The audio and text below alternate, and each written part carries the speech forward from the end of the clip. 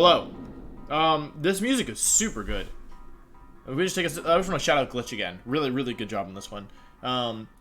Anyway, today we're talking about features that Pokemon has not traditionally had, or has never had in its games that I think, in the opinion of Twitter as well, think would make a big difference to competitive play and to getting people involved in the competitive scene. Pokemon is a game that is, frankly, from a competitive standpoint, really interesting, really fun to play, and very challenging and very rewarding. However, despite Pokemon being, I believe, the largest media franchise in the world, the competitive scene is not really well known at all. Which is interesting because the game is, you know, about battling for the most part. So it's interesting to me that, despite that, people don't know about competitive Pokemon.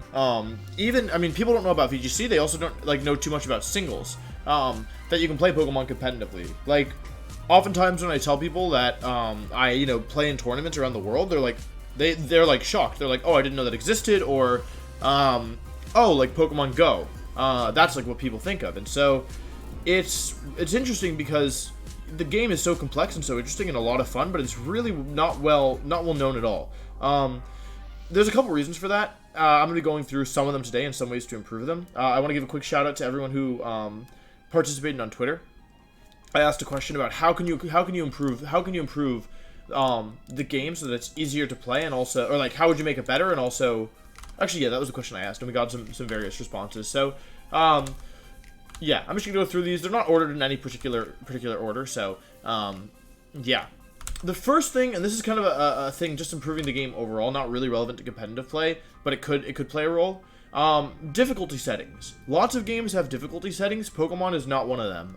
Pokemon is always on easy mode for the most part, unless you're doing your own challenge. Pokemon is not the most challenging game, and so having a difficulty mode could be good, just to make people aware that Pokemon's can be harder. You know, it can be a more challenging game, though that's really not about competitive play. I have some things here.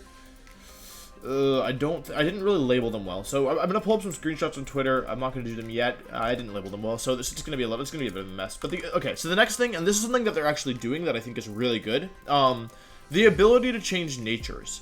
Oftentimes in past games, if you wanted to use the same Pokemon with a different nature, for example, a timid Salamence or a modest Salamence, or it's especially bad with legendary Pokemon like Jolly Tapu Bulu versus Adamant Tapu Bulu. You would need to get an entirely new version of the Pokemon, which, if for a legendary Pokemon, you need to trade for one or have more than one game, because nature is a permanent factor of a Pokemon, as well as IVs, or IVs at least used to be. But the thing about nature is that it's you would have to go through and just basically go through the whole process of getting a Pokemon again. And that's not ideal. It takes a lot of time to fully breed or catch and then train up, especially if you're using bottle caps in a legendary. It takes a lot of time. So the ability to change nature, they have mentioned that they're doing this, so I'm really happy to see that. It makes the one barrier to getting Pokemon a little bit lower, which is really good. That's what we're trying to see. Next, promoting live events in the game. I'm gonna talk about that. I'm gonna talk about spectator mode as well. So there's a couple people who are talking about spectator mode that I have here. So Alex Collins says spectator modes and saving battle videos from tournaments. These are things that can make the game better. Being able to watch other people play would be huge. Like, imagine that, you were in a live tournament, and people who weren't at the tournament could watch the matches, without tuning into the stream. So they could watch not only the game on the stream, but they could just see how the tournament's going, pay attention. That would be huge. And it would also be good for people who wanted to get better at competitive Pokemon and to watch people play. At the moment, if you want to watch someone play, you have to find a YouTuber, right? And so having a spectator mode would be really big and would allow people to watch. Obviously. So I think spectator mode would be good. Also, Alex mentioned saving battle videos from tournaments. That's pretty big. We can't currently save battle videos from tournaments. So a ton of great matches are just lost forever. So that's if it's not streamed, you'll probably never see that match unless somebody records with a phone camera a game 3, but you'll never see that game 1 or game 2. This is a functionality that Pokemon used to have but was removed. So that's what Alex says. Colin also mentions I'm not gonna even try to pronounce your last name. I'm sorry. He talks about spectator mode. He also talks about displaying exact EV and IV numbers. I agree with that one a lot. I was going to talk about that in a little bit. But yeah, basically like EVs. We'll come back to EVs and IVs. Team builder we're also going to come back to, and then story mode we already talked about a little bit. But yeah, I think complexity would be good. And then Joey mentions a couple things. He talks about a spectator mode, which would be huge. As I mentioned, a team builder we're going to talk about. And this is something that only he brought up, but I really like. There should be a cancel button. I super agree with this. I think that you should have 40, however long per turn. But if you make your move too fast, you should be able to cancel it. As long as, and then your time would continue clicking down. Because, yeah, there's so many times where I'll click a move and then later realize, like, oh, that was a mistake. And it's just really frustrating. So, yeah, I agree with all of those points. Spectator mode would be really good for having, allowing people to easier access to information. The next thing I want to talk about is, what should I do next? Let's see. EVs and IVs again, and then this one talks about move tutors, like moves in general. Let's talk about moves. Let's talk about in-game stuff. So move tutors are one thing. Egg moves as move tutors, I really like this idea for mind. I think that's a really good idea, being able to, because it's similar to the nature thing, is like, if you have a good Pokemon, but it doesn't have the egg move you need to totally rebreed the Pokemon. And that's a little bit annoying. The other thing I would say is that the in-game items, like the PP up, or PP max, which is really important, and then bottle caps. Bottle caps we're going to talk about a little bit more, but those items should be easier to get. Currently, you need BP to get PP up, and bottle caps you needed to win a lottery for, I believe, if I'm remembering correctly. So, I mean, there was a couple in the game, but for the most part, I think it might have been fishing as well, but like nothing consistent. It was all like RNG based. So, being able to buy these things with in-game money, or just having them be way easier to get, would be really, really big. Yeah, and that would help a lot, because those are minor barriers that, like, they just add to the total time and complexity it takes to get an actual working team in game. Let's talk about EVs and IVs. So I'm just gonna pull up all my screenshots. It's just those two, yeah. Yeah, I think that's it. We were talking about bottle caps. Oh yeah, okay. Wait, this is the bottle cap screenshot. Breeding's a lot harder than it could be. It doesn't. Lumeria doesn't mind it. However, getting them to level 100 for IV, yeah. Sorry, bottle caps. What I wanted to say was that getting the Pokemon to level 100 is really annoying. There's no point to it. It's just an arbitrary thing, and it makes the whole process so much harder. Like, bottle caps are an amazing concept. However, in practice, they're like, yeah, it's so tedious to get a Pokemon to level 100. Yeah, and also, yeah, it's the item is rare, is too rare as well. So yeah, I agree with all this. I think bottle cap should be like level 50 or just no level. Why do you need a level for it? I don't understand. It's totally arbitrary. Yeah, so that's bottle caps. Talking about EVs and IVs. So Jamie talks about the level 100 bottle cap as well. He talks about Pokepelago. I didn't do my EV training in Pokepelago, so I can't speak to it, but I would be down to improve it. And then One Bag One Truck says in-game information about EVs and IVs. So basically, those of us who play competitive know about EVs and IVs, but Pokemon through the game doesn't really communicate this crucial information.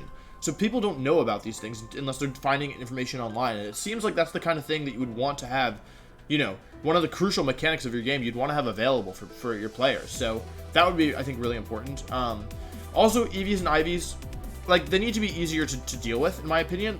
Gen 6 had a great system with Horde battles where you could very easily get 50 EVs, and, like, it was so easy to EV train in Gen 6. I didn't like Gen 7 as much. It took me way longer. I ended up doing most of my EV training in the Festival Plaza, but, like, I had to grind a ton. Actually, it was over, like, a Thanksgiving break, I think. I just, like, grinded a ton to get my, my Plaza, like, really high level.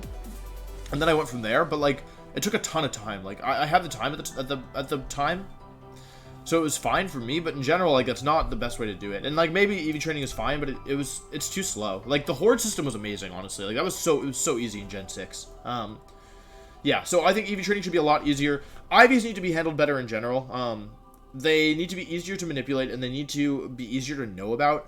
And you need to be able to see these values in the game. Like, there's all these cryptic things where, like, you have to look online for resources that tell you, like, what they mean. And, like, what's the point of that? Why are they making it so... I don't understand why it's so hard to get information about this, like, very crucial, like, mechanic in the game. Moving on.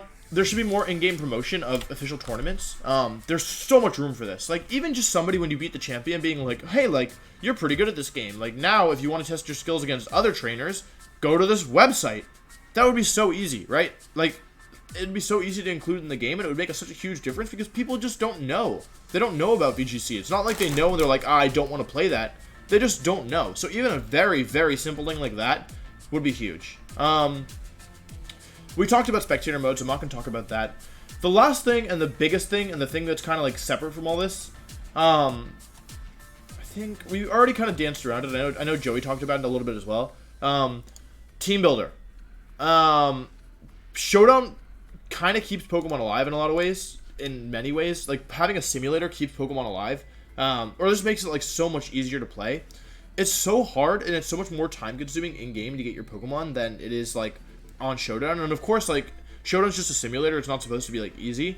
But what I would love to see, and what I think would be huge for the series, is a kind of like, yeah, like a team builder in the game. And the idea is, these are Pokemon that you can't use outside of like their little environment, right? So you can't just like go in there and like team build yourself like a really strong team and then blow through the story with it.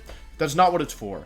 However, what if there was something where you could go in and you could create like a rental team for yourself, and you couldn't use it exactly like a rental team functions right now. You can use it in certain environments, for example, official tournaments, and on the online ladder and stuff, and on BattleSpot and stuff. There's no reason why you couldn't like do something like that, and that would make such a huge difference for accessibility, because a lot of people don't have like as the time, or if they don't have the time, or if they like, you need either the time or the resources, right? Like, you need to have friends who are playing, and like you can kind of like divide and conquer what Pokemon you want to breed and what Pokemon you want to like get, and then you have like a shared like network. Like, that's something that people do, and we're gonna see a ton of that when Sword and Shield come out. Like, we're gonna be like, hey, does anyone have Corviknight Rejects and like that kind of thing? But if you're a new player who's just getting into VGC and you don't have a network, like, it's so much harder and it requires so much more time at the start. So it seems like something that like a team builder, something that would let you have access to Pokemon that you wanted. I don't think they're gonna do this, but it would just be, it's honestly, that would change the entire game. Allowing people to play like without going through like the super tedious process would change everything, you know.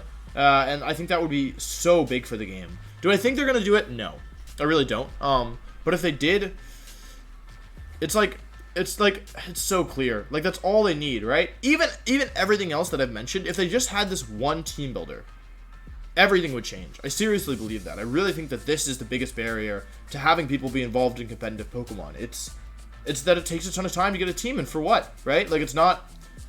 Like, I mean, it's like, it's pretty much just for these tournaments, right? Or just for competitive play. So it's like, you don't use, like, you can use these Pokemon in the storyline, but like, by the time you're doing this stuff, you've already beaten the main game. So it just, I don't know. I don't understand why it's so hard. And of course, to be fair, they've made it a lot easier. Back when I started in Gen 5, it was really hard. Like, very, very hard to get good Pokemon.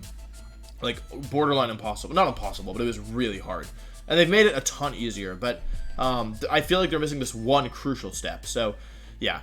That's what I would love to see. An in-game team builder that does not affect the main storyline, that doesn't affect anything outside of its little area, but that you can use to play in tournaments. I think that would be amazing, because, yeah, it seems tough that people who have, like, a ton of, like, are very busy and don't have a lot of time are, like, then, like, either can't play in tournaments or might have to enter with, like, substandard Pokemon, especially if they don't have, suboptimal Pokemon, especially if they don't have the resources. So I think I've made my point. Let me know what you think about these features, if you think they'd be good ideas, bad ideas. Let me know if there's any features that I didn't mention that you would like to see. And yeah, I think that's it. Thank you guys so much for watching. Yeah, I'll see you tomorrow for the next video. I'm really excited. We're getting close to Sword and Shield. We're under 2 weeks at this point, so I'm very excited for the game. So yeah, fingers crossed. Maybe there will be a team builder. Probably not. But yeah, see you tomorrow. Peace.